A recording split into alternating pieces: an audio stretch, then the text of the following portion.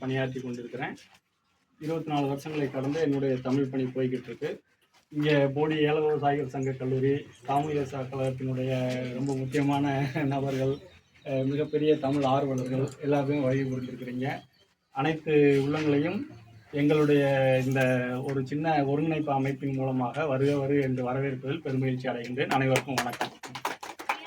இப்போ சமீபமாக ஒரு 2 மாதத்துக்கு முன்னால் 3 மாதத்துக்கு முன்னால் ஏற்பட்ட ஒரு சின்ன ஆய்வு, கம்பம் பள்ளத்தாக்கு வரலாறை பற்றி கிட்டத்தட்ட 3-4 வருஷமாக தொகுத்து எழுதிக்கிட்டு இருக்கிறேன். இப்போ அது முடிவுக்கு வந்துருச்சு. அந்த முடிவில் நானும் மாணிக்கராசு சாரும் பேசிக்கிட்டு இருக்கும்போது, கூடலூரில் தமிழாதன் சார்னு சொல்லி ஒரு சார் இருந்தார். அவர் சிந்து சமவெளி தொடர்பான சில குறியீடுகள் கிடைத்ததாகவும் அதுக்கு சில எழுத்து வடிவங்கள் இருக்கிறதாகவும் ஒரு பேம்லெட்ஸில் அவருடைய புத்தகத்தில் குறிப்பிட்டிருக்கார் அந்த விஷயத்தை. அதோட அவர் ஒரு சின்ன இக்கணை மாதிரி வச்சு என்ன சொல்லிட்டு போயிருக்காருன்னு சொன்னால், சிலப்பதிகாரத்தில் இடம்பெற்றிருக்கக்கூடிய திருகுணமலை என்ற சொல்லாடல் ஒருவேளை இங்கேருந்து அவர் எழுதியிருந்திருக்கலாமோ அப்படிங்கிற ஒரு கருத்தையும் ஒரு கேள்வியாக வச்சுட்டு போயிட்டார். இப்போ அந்த கேள்விக்கு பதில் தேடணுங்கிற முயற்சியில் நம்மளுடைய தேடலும் போய்கிட்டே இருக்குது. இந்த ஒரு சின்ன அறிமுகத்தோடு வழிநடத்துகின்ற மாணிக்கராஜ் ஐயா அவர்களை மேற்கொண்டு இது தொடர்பான வகுப்புகள் எடுக்குமாறு அன்போடு கேட்டுக்கொள்கின்றேன். அனைவருக்கும் நன்றி. தோழர்களே, இப்போ நம்ம இன்றைய கலைப்பணத்தில் 2 இடத்துக்கு வந்திருக்கோம். இந்த உத்தமலை தென் காளஹஸ்தின்னு சொல்லுவாங்க, பழைய புராண பேர். இது அதுக்கடுத்து காட்டூர்ன்ற பேர் இதுக்கு பழைய பேர். காட்டூர் சங்காலத்தில் காட்டூர்ன்ற பேர் தான் இதுக்கு இருந்திருக்கு. அதுக்கடுத்து பார்த்தோம்னு சொன்னால், இந்த காட்டூர் எங்களுக்கு நானும் அண்ணனும் ஆய்வு பண்ணுற போது பார்த்தோம்னா, நம்ம ஆனால் அது அந்த இடத்துக்கு நான் அங்கே ஒரு தோப்பு இருந்துச்சுல, நத்தத்து மருந்து ஒன்று இருக்கு. கோயிலாவரத்துக்கு போறதுக்கு முதல்ல அந்த இதில் ஒரு நத்தத்து மருந்து தென்னந்தோப்பு, வாக்கியாப்பட்டி கம்மாய்க்கு கீழே சின்னமனூர் ரோட்டுக்கு மேலே, அது ரெண்டுக்கு இடையில நமக்கு ஒரு 10 அடி உயரத்தில் ஒரு மண் மேடு இருக்கு. அதில் சில கருப்பு சிவப்பு மண்பானை ஓடுகள் கிடைக்கிறதா நம்ம பார்த்தோம். நேரடியாக போயும் பார்த்தோம். சில மூடிகள் எல்லாம் கிடைச்சிருக்கு. அது கிட்டத்தட்ட அதை வச்சு அடையாளப்படுத்தி பார்க்கும்போது அறிவியல் ரீதியாக ஒரு 2000 ஆண்டுகளுக்கு முற்பட்டு இருந்ததாக அதில் அடையாளப்படுத்தப்படுகிறது. அது மேற்கொண்டு அதில் ஒரு பயணம் போய்கிட்டே இருக்கு. ஒருவேளை காட்டூர் அதான் இருக்கலாமா அப்படி கூட நம்ம தோணலாம். சங்காலத்தில் நம்மளுக்கு இங்கே இருந்த கிடையாது எவிடன்ஸ் இல்லை. ஆனால் அங்கே இருக்கிறனால அது காட்டூராக இருக்கலாமா அப்படின்னு சொன்னேன். ஆனால் நம்ம சின்னமனூர் கல்வெட்டை அதில் ஃபுல்லாக நல்லா பார்க்கும்போது அதில் என்ன சொல்லிக்கணும்னு சொன்னால், இங்கே ஒரு படை வீடு இருந்ததாக சொல்கிறாங்க. அந்த படை வீடு இருந்தால் சொல்கிறாங்க. அப்போ அது கொஞ்சம் முரணாத்தே இருக்குது, சரிங்களா? அப்போ அதை வச்சு பார்க்கும்போது காட்டூர் இதாத்தே இருக்கும் அப்படின்னு சொல்லி பேர் வந்திருக்கு. அதுக்கடுத்து 9ஆம் நூற்றாண்டில் பார்த்தோம்னு சொன்னால், இதுக்கு சொன்னால் குணவூர்ன்ற ஒரு பேர் வந்திருக்கு. குணவூர் அப்படின்னு என்னன்னு பார்த்தோம்னு சொன்னால், இந்த நற்குணங்களுக்கு உடையவர்கள் வாழ்ந்த அந்த முனிவர்கள் வாழ்ந்த இடத்துக்கு பேர் வீடு குணவூர் அப்படின்னு சொல்லி அந்த பேர் வந்ததாக சொல்றாங்க. அதுக்கடுத்து பார்த்தோம்னா, இந்த மலைக்கு பேர் திருக்குணகிரி மலை, திருக்குணகிரி மலை, திருக்குணகிரி குன்றுன்னு சொல்லி பேர் வச்சிருக்காங்க. அப்புறம் இந்த பாளையம்னு சொன்னாவே பார்த்தோம் சொன்னா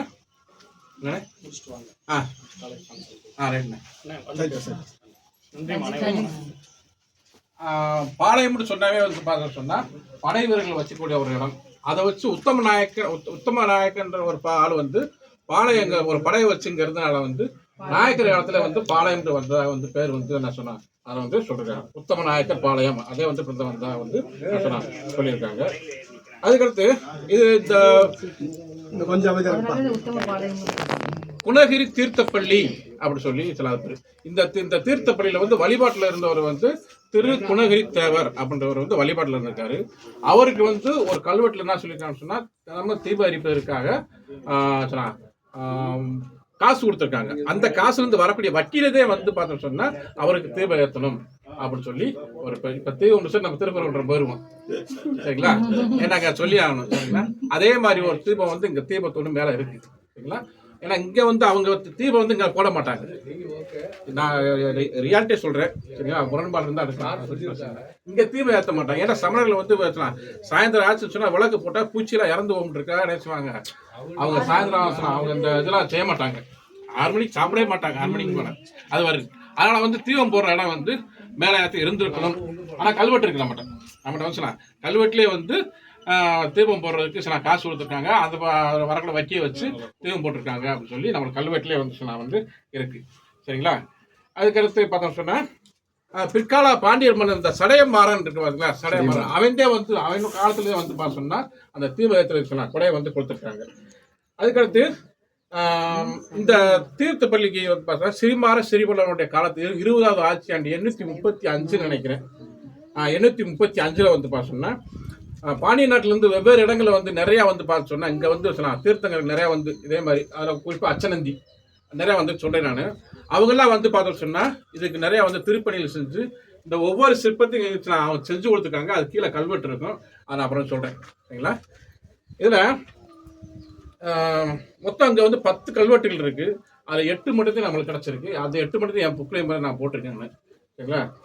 அதுக்கடுத்து நல்லூர் அப்படின்றாவே பார்த்தோம்னா பொதுவாக வந்து தேவதான ஊர்கள், பிராமணர்களுக்கு தானமாக கொடுக்கப்பட்ட ஊர்கள் நல்லூர்னு வரும். அது சொல்லலாம் அந்த நல்லூர் முன்னேற்றம் வந்தாலும் சரி பின்னேற்றம் வந்தாலும் சரி ஒரு பேருக்கு முன்னத்தில் அது வந்து அப்படி வந்து வந்துருக்கு. இந்த ஏற்கனவே குணம் சொல்லிட்டேன். உத்தமனூர்ன்ற ஒரு பேர் வந்து பாண்டிய காலத்தில் வந்து உத்தமனூர், பாண்டிய காலத்தில் பிற்கால பாண்டிய காலத்தில் வந்து அப்போ ஃபர்ஸ்ட் காட்டூர், அதுக்கடுத்து குணவூர், அதுக்கடுத்து பாண்டிய காலத்தில் வந்து பிற்கால பாண்டிய வந்து உத்தமனூர், நாயக்கர் காலத்துல வந்து பார்த்தீங்கன்னா உத்தம நாயக்கனூர் அப்படின்னு சொல்லி பேர். அது புராண அது புராண பேர். தென்காலத்து வந்து புராண பேர் வரலாறு சொல்லி சொல்லலாம். அதுக்கடுத்து பொதுவாக வந்து பள்ளி சமண பள்ளின்னு சொல்லி நம்ம சொல்றோம். பள்ளிக்கு வந்து பார்த்தோம்னா பல்வேறு பொருள்கள் சொல்றாங்க. இதுல குறுந்தொகையில வந்து பார்த்தோம்னா உறைவிடம், உறக்கம் அதுக்கு வந்து சொல்றாங்க. நற்றினியில வந்து படுத்தலங்கம்ல அது சொல்றாங்க. அகநானூர்ல வந்து இடம் அப்படின்ற பொருளை வந்து பள்ளிக்கூடம், புறநானூர்ல வந்து பார்த்தோம்னா சாலை, மதுரை காஞ்சில வந்து கூடு, சிலம்புல வந்து நிலாமுற்றம் அப்படின்னு சொல்லி சொல்றாங்க. ஆனா சங்காலத்துக்கு அடுத்து வரக்கூடிய இலக்கியங்கள்ல மற்றதுல வந்து பள்ளி என்பதற்கு வந்து பார்த்தோம்னா உறைவிடம், மண்டபம், அறவோர் உறைவிடம், கல்வி பயிலுமிடம், தவம் செய்யும் இடம், முனிவர் உறைவிடம், இது எல்லாமே நிறைய அந்த மாதிரி நிறைய வந்து சங்காலத்துக்கு அடுத்து வந்திருக்கு. ஆனா பள்ளின்னு சொன்னாவே நம்ம பொதுவாக வந்து முனிவர்களுக்குரிய உறைவிடம்னு சொல்லிட்டு நம்ம வந்து சொல்றோம். அதுக்கு உதாரணத்துக்கு வந்து பார்த்தோம்னா மாங்குளத்தில் இருக்கக்கூடிய கல்வெட்டும் மேட்டுப்பட்டியில் இருக்க கல்வெட்டும், மானாப்பட்டி மேட்டுப்பட்டியில் கல்வெட்டும் பள்ளி அப்படின்னு சொல்லி வந்து அதில் வந்து வார்த்தை பள்ளிண்டே வந்து வருது. அதை வச்சுட்டே வந்து இந்த பள்ளி பள்ளி அப்படின்னு சொல்லி நம்ம தாதாப்பட்டி கல்வெட்டில் ஒரு பள்ளிண்டு வரும். அதை வச்சு கொஞ்சம் ஒரு அது வந்து கொஞ்சம் ஆர்குமெண்ட்லாம் போச்சு நிறையா. அது நம்மளுக்கு அதுக்கடுத்து பொதுவாக இப்போ ரொம்ப சிம்பிளாக சொல்கிறேன். சமண சமயத்தோட தோற்றத்தை பற்றி கொஞ்சம் சொல்கிறாங்க, எப்படி தோன்றுச்சு, அப்புறம் எப்படி தமிழ்நாட்டுக்கு வந்துச்சுன்ற பற்றி சொல்கிறேன். சமணம் என்ற சொல்ல வந்து சிரமம் என்ற வடமொழி சொல்லிருந்து வந்ததாக வந்து சொல்றாங்க. சிரமணம் சிரமணம் என்ற வடமொழி சொல்லிருந்து வந்தா சொல்றாங்க. சமணம் என்பதற்கு பொருள்னு சொன்னா தன்னை வருத்துதல். சமணம் என்பதற்கு பொருள் வந்து தன்னை வருத்தல் சொன்னா. அதே மாதிரி சமண சங்கம் நம்ம சொல்றோம். எந்த பாண்டிய நாட்டு கல்வெட்டிலும் சரி எந்த கல்வெட்டிலையும் சமண சங்கம்ன்ற வார்த்தையே இல்லை. சங்கம்ன்ற வார்த்தை எங்கேயுமே இல்லை. ஆனா சங்கம்ன்ற சொல்லு வந்து பயன்படுத்தியிருக்காங்க. எப்படின்னா குழுவானை, இது வந்து கழுவுமலை கல்வெட்டில் வந்து அந்த கழுவுமலை இருக்கக்கூடிய கல்வெட்டில் குழுவானைன்ற சொல்லு வந்து பயன்படுத்திருக்காங்க. இந்த குழுவானைக்கு வந்து சங்கம், குழுவா இருந்ததுனால சங்கம் சொல்லி பேரு. அந்த குழுவானைன்ற சொல்லு வந்து தளபதி சமுத்திரம், கழுவுமலை இந்த கல்வெட்டுலாம் வந்து அதெல்லாம் வந்து இருக்கு. அதுக்கடுத்து பெண் துறவியில் இருந்திருக்காங்க. நம்ம சமண சமயத்துக்கு போகிறோம், அது ரொம்ப இதாக இருக்கும். பெண் துறவியில் இருந்திருக்காங்க. அவங்களுக்கு வந்து புரத்தியார் இந்த பேரில் வந்து அவங்க வந்து இருந்திருக்காங்க. பொதுவாக வந்து வேத காலத்தில் வந்து பார்த்து சொன்னால் வட இந்தியாவில் வேத சமயத்துக்கு எதிராக வந்து சமணம், பௌத்தம், ஆசிவாகம் இந்த மாதிரி நிறைய சமயங்கள் உருவாயிருக்கு அதை அழிக்கிறதுக்காக. அப்போ உருவாகும் போது மற்ற சமயம் காலப்போக்கில் அழிஞ்சு வச்சு பௌத்தம், சமணம், ஆசிவாகம் மூணு மட்டுமே வந்து மக்கள் செல்வாக்கும் அரசுடைய செல்வாக்கு இருந்ததுனால வந்து இருந்துச்சு. மற்ற சமயம் அழிஞ்சு போச்சு. அப்படி இருக்கும்போது பார்த்து சொன்னா பௌத்தம் வந்து அசோருடைய செல்வாக்கு இருக்கிறதுனால வந்து அந்த வட இந்தியாவில் கொஞ்சம் வளருது. சமணம் வந்து செல்வாக்கு இல்லை. அப்போ வந்து இவர் என்ன பண்றாரு சொன்னா, சந்திரகுப்த மௌரியர் என்ன பண்றாரு சொன்னா, தன்னுடைய சீடர்களுக்கு ஒரு பெரிய பஞ்சம் ஏற்படுது.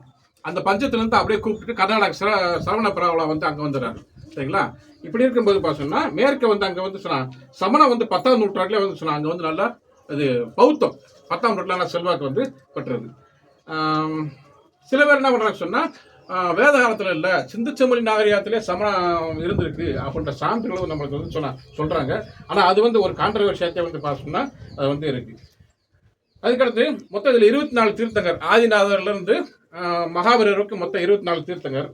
இதுல வந்து வரலாற்று சான்றுகள் படி வந்து 23 வருது. வரலாற்று சான்றுகள் படி 23 பேர் சொல்றாங்க.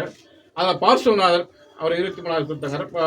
24வது வந்து நம்மளுக்கு இவர் யாரு மகாவீரன் சொல்லி சொல்லிக்கலாம்.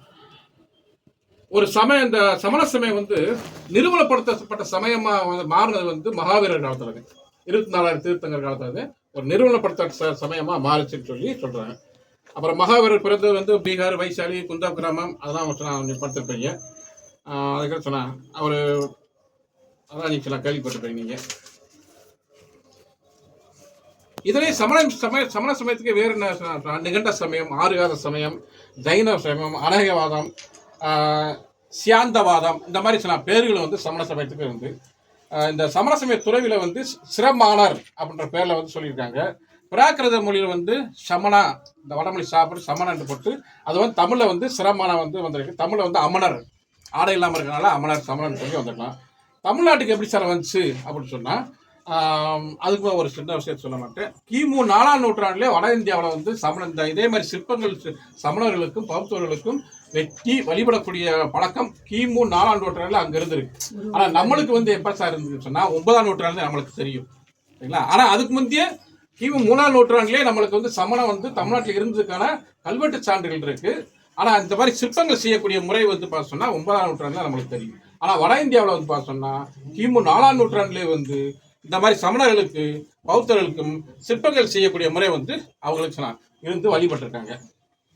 கிமு 4ஆம் நூற்றில் வந்து படிப்படியாக வந்து சமணம் வந்து அங்கேருந்து கொஞ்சம் பஞ்சம் வந்துருச்சுல, அப்படியே கொஞ்சமாக இருந்துச்சுலாம் இங்கிட்ட வந்து வருது. சந்திரகுப்தர் மௌரியர் வந்து அந்த பஞ்சம் ஏற்பட்டும் போது அவருடைய சீடர் ஆச்சாரியரோட வந்து என்ன சொன்னால் அப்படியே வட இந்தியா தென்னிந்தியா நோக்கி வர்றாரு. அப்படி வரும்போது பார்த்தீங்கன்னா ஃபர்ஸ்ட் வந்து கர்நாடகா, ஆந்திரா இந்த பக்கமா அப்படியே கொஞ்சமா வருது. இதில் கர்நாடகத்தில் வந்து கிமு 4ஆம் நூற்றாண்டில் வந்து சமணம் வந்து அங்கே வந்து இருந்திருக்கு. ஆந்திராவில் வந்து கிமு 1, ஆந்திராவில் கிமு 1, கர்நாடகாவில் வந்து கிமு 4 வந்து சமணம் வந்து இருந்திருக்கு. தமிழ்நாட்டில் நம்மளுக்கு இருந்த சொன்னால் கிமு 3. அதுக்கு என்ன சொன்னால் மாங்குளம் கல்வெட்டை வந்து நம்ம சொல்லலாம். மாங்குளமும் அளவுருவையில் இருக்கக்கூடிய கல்வெட்டு நம்ம சொல்லலாம். அதே மாதிரி பார்த்து சொன்னால் மாங்குளம் கல்வெட்டில் வாய்ப்பு இருந்தால் போய் பாருங்க, ஒரு அருமையான இடம். அதே மாதிரி மாங்குளம், அளவர் கோயில், அரிட்டாவட்டி இதெல்லாம் பார்க்கக்கூடிய இடங்கள். ஏன்னு சொல்றேன்னு சொன்னால் இப்போ நிறைய இதில் படைப்பாளர் நிறைய இருக்கும், நிறைய படைப்பாளர் இருக்கும். நான் ஏற்கனவே தோழர்கிட்ட ஒரு சின்ன விஷயம் ஒரு இதாக சொல்லிட்டு அப்படி சொல்கிறேன். தோழர்கிட்ட ஏற்கனவே பேசியிருக்கேன். நம்ம தேனி மாவட்டத்துடைய சிறப்பு பயங்கரமாக இருக்குது. நம்ம புள்ளிமான் கோம்பை அதை வச்சு ஒரு நாவலே எழுதலாம். படைப்பாளர்கள் அதை அன்னைக்கு தோழர்கிட்ட பேசிட்டே இருந்தேன் நான். அதை வச்சு 3 தலைவத்தில் இது இருக்குது. நம்ம காவல் கோட்டம், வேல்பாரி, இந்த மாதிரி ஒரு நாவலே அதை வச்சு கொஞ்சம் கற்பனையில் கொண்டு போய் எழுதலாம். இதே மாதிரி நிறைய விஷயங்கள் இருக்கு. அது ஒவ்வொரு இடத்துக்கு போனால் நம்ம வந்து கொண்டு வரலாம். அதுக்காக சொல்ல வந்து அதுக்கடுத்து பத்ருபாவுடைய முனிவருடைய சீடர் வந்து விசாகத்தில் வந்து தமிழ்நாட்டுக்கு சமணம் வந்துச்சு, அவரே கொண்டு வந்தார் அப்படின்னா. தமிழ்நாட்டுக்கு எப்படி வந்துச்சு சொன்னால் கொங்கு நாட்டிலேருந்து அந்த வழியாக வந்துச்சு, அப்புறம் சோழ நாட்டிலேருந்து வந்துச்சு அப்படின்னு சொல்கிறாங்க. இதுக்கு சான்றுகள் இல்லை. ஆனால் இன்னொரு வழி என்ன சொல்கிறாங்கன்னு சொன்னால் ஆந்திரா கடற்கரையிலேருந்து, கலிங்க அந்த ஆந்திரா கடற்கரையிலேருந்து அப்படி கூடி உள்ள வந்துச்சு அப்படின்னு சொல்லி சொல்கிறாங்க. அதுக்கு சான்று இருக்குது. அப்புறம் வணிக வழி பாதைகள் அதுலேருந்து வந்து பார்த்தீங்கன்னா தமிழ்நாட்டுக்கு சமணம் வந்துச்சு. ஏன் சோழ நாட்டிலையும் பல்லவ நாட்டிலையும் சேர நாட்டிலையும் சமணம் அவ்வளோ செல்வாக்கு இல்லை, பாண்டிய நாட்டில் ஏன் அவ்வளோ செல்வாக்கு இருக்குன்னு சொன்னால் பாண்டியர்கள் எல்லா சமயத்தையும் ஆதரிச்சு கொடுத்துருக்காங்க. அது ஒன்று சரிங்களா. எல்லா சமயத்தையும் வந்து அவங்க வந்து ஸ்பான்சர் பண்ணி நிறைய கொடைகள் கொடுத்து எல்லாம் ஆதரிச்சுக்காங்க. அதனால பாண்டிய நாட்டில் வந்து அவ்வளோ வந்து இருக்கு சரிங்களா. இப்போ இங்கே மொத்தம் 19 சிற்பம் இருக்கும். இங்கே நம்ம இந்த இதில் வந்து பார்த்தோம்னா 19 சமண சிற்பங்கள் இருக்கும். இதில் அப்புறம் இப்போ பாண்டிய நாட்டில் வந்து பரவச்சு, அப்புறம் நம்ம ஏற்கனவே சொன்ன மாதிரி திருநாம சம்பந்தர் காலத்துக்கு கொஞ்சம் கொஞ்சமாக அழிய ஆரம்பிச்சு. அப்படி அழியும் போது இங்கே எப்படி வந்துச்சு அப்படின்ற போது பார்த்தோம்னா திருஞான சம்பந்தர் காலத்துக்கு அடுத்து வணிக வழிப்பாதை நம்மளுக்கு ரொம்ப முக்கியமான ஒரு வணிக வழிப்பாதை. இதை நீங்கள் நம்ம படைப்பாளர்களோட உங்கள் இதில் எழுதுங்க. இல்லாட்டி எங்களை மாதிரி வரலாற்று ஆய்வாளர் அந்த இதை நிம்மதி கொண்டு வரணும். இப்போ நம்ம முசிறிலிருந்து கொற்கைக்கு ஒரு வணிக வழிப்பாதை போகுது. இப்போ நம்ம வணிக வழிப்பாதையில் இருக்கோம் சரிங்களா. இந்த வணிக வழிப்பாதை வந்து யவன பெருவழின்னு சொல்லி நம்ம பேர் வைக்கலாம். யவன பெருவழின்னு சொல்லி பேர் வைக்கலாம். யவனர்கள் அங்கிருந்து நிறைய வந்திருக்காங்க. அப்படி வரும்போதே வந்து நம்ம அது கம்பா வடக்குப்பட்டி அங்கே வந்து 73 காயின்ஸ் நம்ம ரோமானிய நாணயங்கள் எடுத்திருக்காங்க. அதான் ஆமாம் அங்கே வந்து எடுத்திருக்காங்க. இது வந்து ஒரு பெரிய யவன ஒரு வணிக பெருவழி. அப்போ வந்து இந்த அங்கேருந்து அந்த சமண சமயம் வந்து திருஞான சம்பந்த காலத்துக்கு வந்து இந்த யவன பெருவழி மூலமாக வந்து பார்த்தோன்னா கொஞ்சமாக அப்படி வந்திருக்கு. அப்படி வரும்போது பார்த்தோன்னா நாகமலை, இங்கிட்டு வந்து அந்த இது மேட்டுப்பட்டி, முத்துப்பட்டி, மேட்டுப்பட்டி, அந்த நம்ம இது செக்கானூர் பக்கத்தில் வந்து கொங்கர் புளியங்குளம், அப்புறம் விக்ரமங்கலம், அப்புறம் அணைப்பட்டி, இப்படியே வரும்போது பார்த்தோன்னா இங்கே வந்து நம்ம இது ராஜதானி பக்கத்தில் ஒரு சமண தீர்த்தங்க சிற்பம் இருக்கு. அந்த இது அப்படியே போயிடலாம், இப்படி வந்துருக்குன்னு சொல்லி சொல்றாங்க. இதே மாதிரி பார்த்து சொன்னா இது பாதம் நம்ம கேகேப்பட்டியில் மேலே இந்த சுப்பிரமணியர் கோயில் இருக்குல்ல, உள்ளே போனது 300 கிலோமீட்டர் நடந்தே போனோம். அதுதான் அந்த அந்த உசிலம்பட்டி கணவாயிலிருந்து அந்த பாதை வழியாக இங்கே வந்து கனெக்ட் ஆகிற பாதைன்னு சொல்கிறாங்க. அந்த கோயிலுக்கு நான் போயிருந்தேன். நானும் போயிருக்கேன். நான் ரெண்டு தடவை போயிருக்கேன். அந்த கோயிலுக்கு போயிருக்கேன். அது வாய்ப்பு இல்லை அந்த இடத்துல அந்த கோயில் வர்றதுக்கான வாய்ப்பே இல்லை. எப்படி வந்துச்சுன்னு ஆச்சரியமா இருக்கு. எங்க வேணாலும் கோயில் இல்லை பாதை இல்லாம எடுத்தேரியா போய் அங்க எப்படி கோயில் வந்தது அப்படிங்கிற ஒரு சரி. சரிங்களா, அவரு நான் வந்து ஓப்பனா சொல்றேன், யாராச்சும் அன்னைக்கு ஜெயில இருந்துச்சுன்னா அந்த கைதை தப்பிச்சுட்டு போய் ஒளிஞ்சிருப்பாங்க. அவங்க அவனை தாலியை வளர்த்துட்டு காய் ட்ரெஸ் போட்டு உட்காந்துருக்காங்க. அப்படியே சாமி நம்ம அத்தனை கும்புற நிறைய சித்திரம் நம்ம கண்ணகி கதையோட தொடர் படுத்தும் போது கண்ணகி கதையோட தொடர் படுத்தும் போது பார்த்தோம்னா அவங்களும் இந்த வழியில வந்திருக்காங்க அப்படின்ற போது பார்த்தோம்னா அவங்களும் வந்து இந்த சமண அந்த பின்பற்றி அப்படி வந்திருக்கலாம் இருக்கலாம் அப்படின்னு நான் சொல்றேன். கண்ணகி வந்த இடம் சொல்லுவாங்க. எது மேடம்? சல்மான் கோயில், அதுல கண்ணகி வந்து தண்ணி குடிச்ச இடம். ஆமா, அது யாரு போகுது சுனை இருக்கு. கண்ணகி சுனைனே போயிருக்கு. அங்க ஒரு தண்ணி விழுந்து சுனை வந்து அந்த சுனை வந்து கண்ணகி தண்ணி குடிச்சிட்டு அந்த இடத்துக்கு போனாங்க. சம்பந்தமான நிலம் கூட அங்க இருந்திருக்கலாம். அதனால ஆமா நிறைய சொன்னாங்க தண்ணி குடிக்கிற இது கிடையாது, எவிடன்ஸ் கிடையாது. ஆனா வாய்வழி அதே ஆத்த கடந்து வந்தாங்கன்னு சொல்லுவாங்க. அப்போ இருக்கும்போது பார்த்தோம்னா அப்போ ஒரு ஒரு பாவல் பறவை வந்து தொம்பிச்சேரியில் ஒரு சங்கால வாழ்விட போய் இருக்கு. அங்கே போனாங்க. அவர் பூரா சங்கால வாழ்விட போய் பூரா கண்ணகி டச் பண்ணி வந்த மாதிரி அவர் நூலில் சொல்லியிருப்பாரு. தப்புன்னு சொல்கிறேன். அப்புறம் குன்னூரில் வந்து சில வந்தான்னு சொல்லுவாங்க. இந்த மேலாவண்ணூர் சொன்னாங்கல்ல மேடம், அந்த இது கண்டம்னூருக்கு என்னமோ சொன்னீங்களா? அது இந்த வைகை ஆற்று வழியாக கண்ணகி நடந்து வந்து அந்த இறங்கி நடந்த இடத்துல அவங்க கரையை விட்டு மண்ணை கண்ட ஊருங்கிறதால கண்ட மண்ணூர் அப்படின்னு ஒரு பேர் இருக்கு. இப்படி சில நிறைய வந்து சில வரும். ஆனா அதுக்கு எவிடன்ஸ் தான் இல்லை நம்மளுக்கு. சரிங்களா, வாய்வழி சொல்லி அந்த வழியா வந்து 19 சிற்பத்துல வந்து பார்த்தோம்னா 8 வந்து பார்சவநாதர் சிற்பம். இந்த பாம்பு இருக்கு பாத்தீங்களா, இந்த பாம்பு இருக்கிறது கூட பார்சவநாதர் சிற்பம். பார்சவநாதர் பாம்பு இருக்கிறதுனால பார்சவநாதர் சிற்பம். ஒவ்வொன்றுல வந்து 5 தலை இருக்கும், ஒவ்வொன்றுல 7 தலை இருக்கும். இல்லை நம்ம குழப்பக்கூடாது. பாம்பு இருந்தாவே என்ன பார்சவநாதர் சொல்லி சொல்லுவோம். இவர் மகாவீரர், முக்குடைநாதர், மகாவீரர் இந்த உட்காந்துருக்க போறான். சரிங்களா, இந்த இது பண்ண சொன்னா மொத்தம் 19 சிற்பம். இதுல வந்து 8 வந்து பார்த்தோம் சொன்னா பார்சவநாதர், 7 வந்து முக்குடைநாதர், 7 வந்து முக்குடைநாதர். சரிங்களா, 3 குடை. அதுக்கு என்ன நான் சொல்லிடுறேன். சரிங்களா,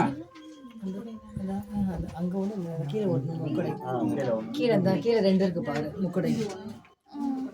இல்லடா அது ஒரு குடை, 3 எல்லாத்துலயுமே இருக்கு. அடுக்கு சரிங்களா, இதுல வந்து பார்த்தோம்னா பிறவி பெருங்கடலை அடைந்தவர்கள் அவங்க தீர்த்தங்கர்கள். பிறவி பெருங்கடலை அடைந்தவர்கள் தீர்த்தங்கர்கள். பிறவி பெருங்கடலை அடைந்தவர்கள் அவங்க வந்து தீர்த்தங்கர்கள் சொல்லிருக்காங்க. இந்த முக்குடைக்கு போது என்னன்னு சொல்லிக்கிறேன். அப்பதான் சொன்னா கொஞ்சம் இந்த முக்குடை பாருங்க, 1 2 3 இல்ல 3 உலகங்களையும் காக்கக்கூடிய குடை. 3 உலகங்களையும் காக்கக்கூடிய குடை. இதுல ஃபர்ஸ்ட் வந்து பார்த்தோம் சொன்னா மேல இருக்கிறது வந்து பார்த்தோம்னா சந்திராயத்தம் சொல்லி பேர் இதுக்கு. சந்திராயத்தியம் அதாவது சந்திரன் போல வந்து மே உலகில் இருக்கும் மக்களை வந்து பாதுகாக்கக்கூடியன்னு சொல்லி பேசலாம். சந்திராயத்தம். இதுல சென்ட்ரல் இருக்கிறது நித்திய வினோதம். நித்திய வினோதம் சொன்னா நம்ம இந்த சென்ட்ரல் இருக்க மக்கள், இந்த மக்களை வந்து பார்த்தோம் சொன்னா அவங்களுக்கு வந்து சொன்னா அந்த மக்களை வந்து சொன்னா தவத்தின் மூலமாக முக்குடையா அதை முக்தி அடைய செய்வதற்கு இந்த இதுக்குரிய தத்துவம். இது கீழே வந்து பார்த்து சொன்னா நர உலகத்துல இருக்காங்கல்ல அவங்க சகல பாஜனம்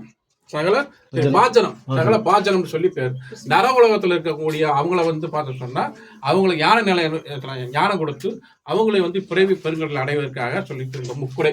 இந்த முக்குடைக்கு இதுவே பொருள் சொல்லி சொல்லப்பட்டிருக்கு. 3வது பிரேம பெருங்கடல்ன்றது என்னது? நீங்க செய்த துன்பங்கள்லாம் அகற்றி விண்ணுலகம் செல்லும்போது சொர்க்கத்துக்கு போறதுக்கான வழி. நம்ம செஞ்ச பாவங்கம்லாம் ஒரு ஆள் கடவுள்கிட்ட ஒப்படைச்சு விட்டு இல்லப்பா இறைவன்கிட்ட இருந்து வர்றோம், திரும்ப இறைவன்கிட்ட தான் போகிறோம். அதுக்கு இடையில செஞ்ச அது கடைசி துன்பங்கள் எல்லாம் அகற்றி செஞ்சதுன்னா நீங்க சுத்தமா நல்லபடியா பிறக்கிறோம், சுத்தமா போறோம், சுத்தமா பிறக்கிறோம், சுத்தமா மேல வரும். அதான் பிறவி பெருங்கடல். பிறவி பெருங்கடல். ரெண்டாவது வந்து பார்த்தீங்கன்னா நித்திய வினோதம். நித்திய வினோதம். நித்திய வினோதம் நம்ம இப்ப இருக்கிறது இதுல இப்ப இந்த ஒவ்வொரு இதுலயும் கல்வெட்டு இருக்கு. இந்த கல்வெட்டுல வந்து பார்த்தோம்னா மொத்தம் இந்த சிற்பத்தை வெட்டி கொடுத்தவங்க அவங்களுடைய இது வந்து இந்த இது வட்டெழுத்து. நாங்க தெளிவா பார்ப்போம் வட்டெழுத்து எப்படி இருக்குன்னு சொல்லிட்டு தெளிவா பார்ப்போம். வட்டெழுத்து அங்க இருக்கு, தெளிவா பார்ப்போம். சரிங்களா? எல்லா இடத்துல இப்படி நின்றவனைத்தான் இருக்கும். மேக் ஷுவர் நின்றவனைத்தான் இருக்கும். இந்த பாம்பு அவருக்கு கொடை மாதிரி இருக்கும், அது சொல்றேன். இதுல வந்து பார்த்தோம்னா இயக்கன் இயக்கின்னு சொல்லுவாங்க. இயக்கன் சாமர விஷக்கூடியவர்கள் இருப்பாங்க. இங்க வந்து பார்த்து சொன்னா இந்த இருக்காங்கல்ல இயக்கன் இயக்கி. சரிங்களா? சரி, இவங்க சொல்றேன். இந்த இதுல வந்து பார்த்தோம்னா நிறைய சிற்பங்கள்ல வந்து நான் சொல்றது வந்து பார்ஸ்வநாதருக்கு, இவருக்கு வந்து இயக்கன் இயக்கி இருக்காங்க. மகாவீரருக்கு, பார்ஸ்வநாதருக்கு இங்க இயக்கன் இயக்கி இல்லை.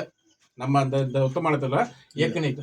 அதற்கு பதிலாக வந்து ஒருவேளை சிற்பம் வந்து சிறுசா இருக்கிறதுனால வந்து அவங்களோட உருவத்தை வெட்ட முடியாம கூட இருக்கலாம். சரிங்களா? அதற்கு பதிலாக சாமரம் மட்டும் அடையாளப்படுத்தப்பட்டிருக்கு. ஒரு தாமரை பீடம், தாமரை பீடத்துல வந்து பார்த்து சொன்னா இருக்கு. இந்த தாமரை பீடத்துல வந்து இவங்க வந்து சில நின்றவனைக்கு வந்து இருப்பாங்க. சரிங்களா? இதுல வந்து மகாவீரர் வந்து பார்த்து சொன்னா அவருக்கு வந்து வாகனம் வந்து சிம்மம். இதுல சிம்மம் இருக்கும். இந்த பாத்தீங்களா சிங்கம், அங்க தெளிவா இருக்கும். அது இது இருந்தா சிம்ம பீடம், சிம்ம பீடம் சொல்லி பேர். அவருடைய அந்த இதுல உட்காந்துருப்பாரு. அது பத்மாசனத்துல வந்து உட்கார்ந்து இருக்காங்க. இதுல வந்து பார்த்து சொன்னா இருக்கு. இதுல முதல்ல வந்து பார்த்து சொன்னா இந்த சிற்பத்துக்கு கீழே வந்து இருக்கு, அது பூரா போச்சு. இந்த முதல் சிற்பத்துக்கு கீழே வந்து வெண்பைக்குடி நாட்டை சேர்ந்த ஒரு வந்து இந்த சிற்பத்தை வெட்டி வெண்பைக்குடி நாடு வந்து அந்த நாட்டை சேர்ந்த ஒருத்தர் வந்து சிற்பத்தை வெட்டி கொடுத்துருக்காங்க. இதே மாதிரி வந்து இந்த சிற்பத்தை யார் வெட்டி கொடுத்தது எல்லாமே இந்த கல்வெட்டுல சொல்லப்படுறாங்க. சரிங்களா? சரிங்களா?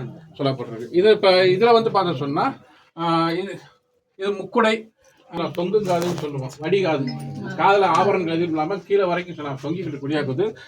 சிம்மபீடம், பத்மாசன அமர்வு, முடியிருக்காது. இந்த இயக்கன் இயக்கி அதுதான் சொல்றேன். மேலே வந்து பார்த்து சொன்னா இந்த கொடிக்கருக்குன்னு சொல்லுவோம். அது பேர் வந்து கொடிக்கருக்கு அப்படின்னு சொல்லி அதை வந்து நம்ம வந்து சொல்லுவோம். அந்த நாகேந்திரன், தர்மேந்திரன் சொல்லுவாங்க. அந்த சுத்தி வந்து அந்த மாதிரி சொல்லுவாங்க. ஒரு அருமையா சிற்பமா வந்து இருக்கும்.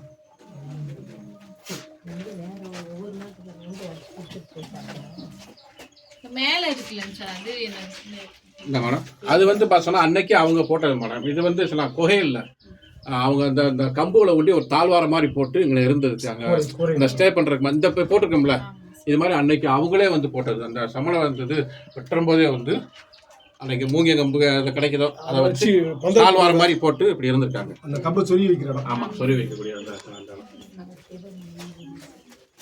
இந்த வட்டெழுத்து வந்து பார்த்தோம்னா இது இதே ஷேப்புதே வந்து பார்த்தோம்னா அழகர் கோயிலே இருக்கும். இந்த இதே சிற்பம் இதே வட்டெழுத்து அழகர் கோயிலே கட்டுறாங்க. அச்சனந்தி செய்த செயல் இருக்கும். அச்சனந்தி என்ற முனிவர் வந்து இங்க வந்து இந்த சிற்பத்தை வெட்டி கொடுத்துட்டு இங்க சில சமய பணிகள் செஞ்சிருக்காரு. சரிங்களா? அதனால அச்சனந்தி செய்த செயல்னு சொல்லி இந்த இருக்கும். இதுல ஒரு நல்ல அருமையான இது வந்து சொஸ்தசரி. இந்த வந்து சொஸ்தசரி. அந்த சொஸ்தசரி வட்டல் படிச்சா சில தெரியும். அச்சனந்தி செய்வித்த செயல் அப்படின்னு சொல்லி அழகா போட்டிருப்பாங்க.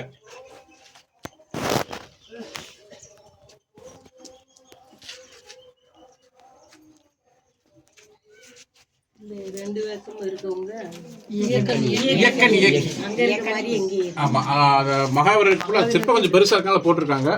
இதே இதுல இல்ல இயக்கன் இயக்கி இல்ல இந்த மகாவீரருக்கு இல்ல சாமரம் மட்டும் இருக்கு. அதை வந்து போட்டிருக்காங்க.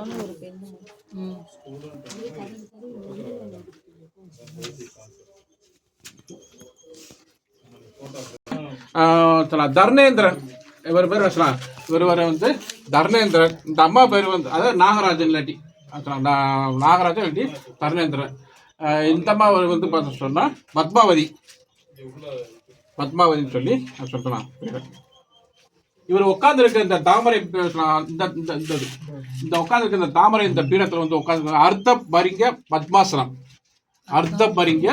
பத்மாசனம் சொல்லி அந்த இதுல வந்து உட்காந்துருக்காரு. இது சொல்லலாம் யாழி பட்டை சொல்லலாம். யாழி பட்டை இந்த இது சொல்லலாம். அந்த இது இப்படி வந்துருக்குது. வேற எதுவும் சில கேளுங்க சொல்றேன். ஒவ்வொரு சிற்பத்தை யாரு சார் வந்து எல்லாமே வந்து வெவ்வேறு பாண்டிய நாட்டில் வேற இடங்களில் வந்து அந்த சிற்பத்தை செஞ்சு கொடுத்துட்டு அதை அவங்க பேரை வெட்டி வச்சுருக்காங்க. நீர் சுனையை காமிச்சு இடத்துல போய் அந்த சின்ன உரல் இருக்கும் அந்த ஆமாம் ஒரு சின்ன குளம் இருக்கும் அது அங்கே இருக்கு. சரிங்களா? பிற்காலத்தில் வந்து பார்த்தோம்னா பத்திய காலத்தில் வந்து இங்கே இருக்க சமணர்களை விரட்டுறதுக்காகத்தான் வந்து கருப்புசாமி கோவில் வந்து வச்சாங்க. ஏன்னா சமணர்கள் வந்து நான்வெஜ்ஜில் இல்லை, கருப்புசாமி நான் வெஜிடேரியன்.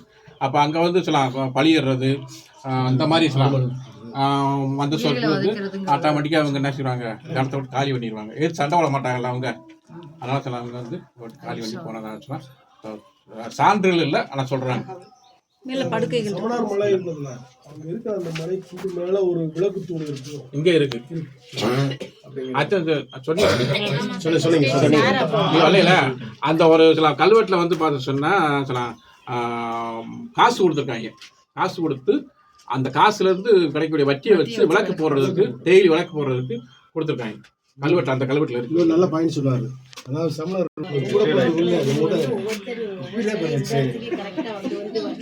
எல்லாரும் எப்படி பிறந்தாங்களோ அப்படித்தானே பிறந்தேன். இருக்கு. ஒன்று வந்து இது ஒன்று ராஜையில் ஒரு சிற்பம். அதே மாதிரி பௌத்தம் வந்து 2 இருக்கு. இப்போ 3ஆவதா ஒன்று ரீசெண்டாக ஒரு பய கண்டுபிடிச்சேன். தலை மட்டும் புத்தருடைய தலை மட்டும் கண்டுபிடிச்சேன். அது சரியா நம்மளுக்கு தெரியல. ஏன்னா அந்த தலையில வச்சு அது ஒன்றும் வேலை முடியாமல் இருக்கு. ஒரு வேளை சிற்பத்தை செய்யும் போது உடஞ்சிருக்கு, அதனால அந்த சிலையை விட்டுருப்பாங்க. இவ்வளோ நம்ம ஆசாரி வெட்டி பக்கத்துல அது ஒரு ஊர்ல அந்த புத்தர் சிலை, அதுக்கடுத்து நம்ம இங்க எல்லப்பட்டில புத்தர் சிலை, 2 இடத்துல மட்டும்தான் நமக்கு வந்து 2 பௌத்த அடையாளங்கள், 2 சமண அடையாளங்கள் 2 மட்டும் தான் இருக்கு. மற்றபடி ரோசனப்பட்டி. அதே மாதிரி ரோசனப்பட்டி சங்கரா வாலியோட பகுதி. அங்க வந்து பார்த்தா நிறைய நாங்களே போய் எடுத்தோம். நீங்க இப்ப டொமிச்சேரிக்கு போனேன்னு சொன்னா, இன்னைக்கு டொமிச்சேரியில போய் அந்த தோட்டத்துக்குள்ள போனேன்னு எதாச்சும் ஒன்று எடுக்கலாம். நான் அவ்வளோ எடுத்து வச்சிருக்கேன். நிறைய நான் வீட்டில் வச்சிருக்கேன். 2 பெருங்கற்கால கற்கருவி நான் எடுத்து வச்சிருக்கேன். சரி, இந்த ஒரு இருக்காரு சொல்லக்கூடாது. அவர் நம்ம ஆண்டிவட்டி மியூசியம் குரேட்டர் தம்பி. நம்ம எங்க வயசு கம்மியான வயசுல வந்திருக்காரு. சரிங்களா? இதுக்கு முன்னாடி மருதுவாண்டின்னு இருந்தாரு. சரிங்களா? அதனால அவருக்கு நிறைய விஷயம் சொல்லக்கூடாது. நம்ம வாய்ட்டு போயிட்டாங்கன்னா அவருமே ஒரு கூட்டு போனாங்க. அவருமே ஒரு கூட்டு போய் ஒரு ஆட்டச்சில் எடுத்தோம். நல்லா அருமையான ஆட்டச்சில்.